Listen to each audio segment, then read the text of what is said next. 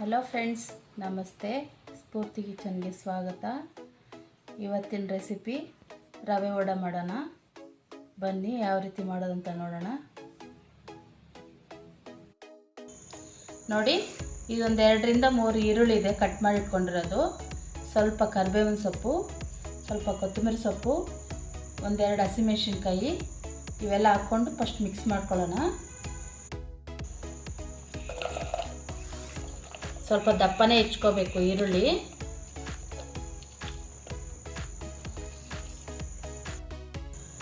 ಒಂದು ಸ್ಪೂನ್ ಜೀರಿಗೆ, 1 ಸ್ಪೂನ್ ಉಪ್ಪು,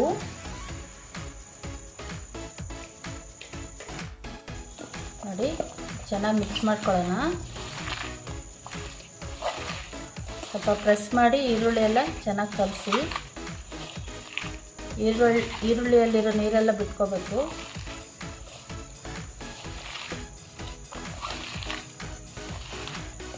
ಆಗಲೇ ವಡೆ ಚೆನ್ನಾಗಿ ಬರೋದು.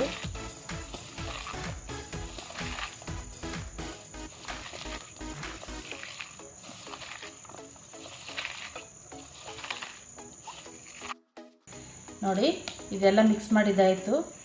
ನೋಡಿ, ನೀರು ಬಿಟ್ಕೊಂಡಿದೆ ಈರುಳ್ಳಿ ಎಲ್ಲ. ಈಗ ರವೆ ಹಾಕ್ಕೊಳ್ಳೋಣ. 1 ಕಪ್ ರವೆ, ಇದು ದಪ್ಪ ರವೆ. ಇದನ್ನು ಒಂದ್ಸರಿ ಮಿಕ್ಸ್ ಮಾಡೋಣ.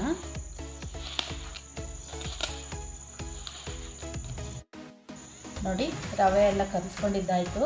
ಇದಕ್ಕೆ 2ರಿಂದ 3 ಸ್ಪೂನು ತುಪ್ಪ, ಇದು ಕಾಯಿಸ್ಕೊಂಡಿರೋದು.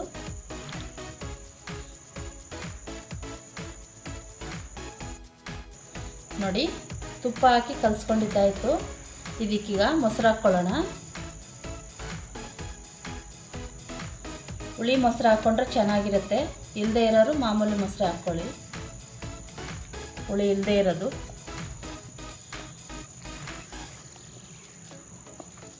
ಇದು ಚೆನ್ನಾಗಿ ಕಲಿಸ್ಬಿಟ್ಟು ಒಂದು 20ರಿಂದ 30 ನಿಮಿಷ ನೆನೆಗೆ ಬಿಡೋಣ.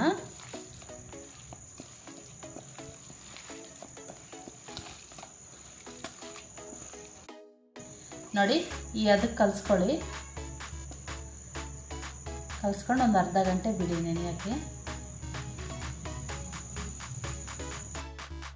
ನೋಡಿ, ಚೆನ್ನಾಗಿ ನೆಂದಿದೆ. ಇದನ್ನ ಈಗ ವಡೆ ಶೇಪ್ ಮಾಡ್ಕೊಳ್ಳೋಣ.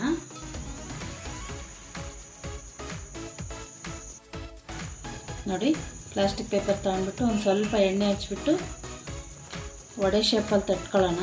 ಸ್ವಲ್ಪ ದಪ್ಪನೇ ಇರಬೇಕಿದು.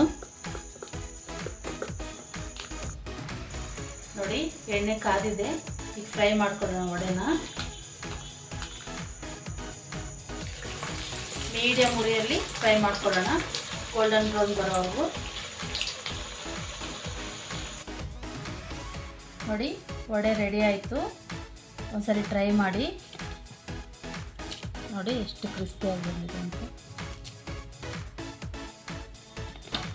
ನಮ್ಮ ರೆಸಿಪಿ ಇಷ್ಟ ಆಗಿದ್ದರೆ ಲೈಕ್ ಮಾಡಿ, ಶೇರ್ ಮಾಡಿ, ಸಬ್ಸ್ಕ್ರೈಬ್ ಮಾಡಿ.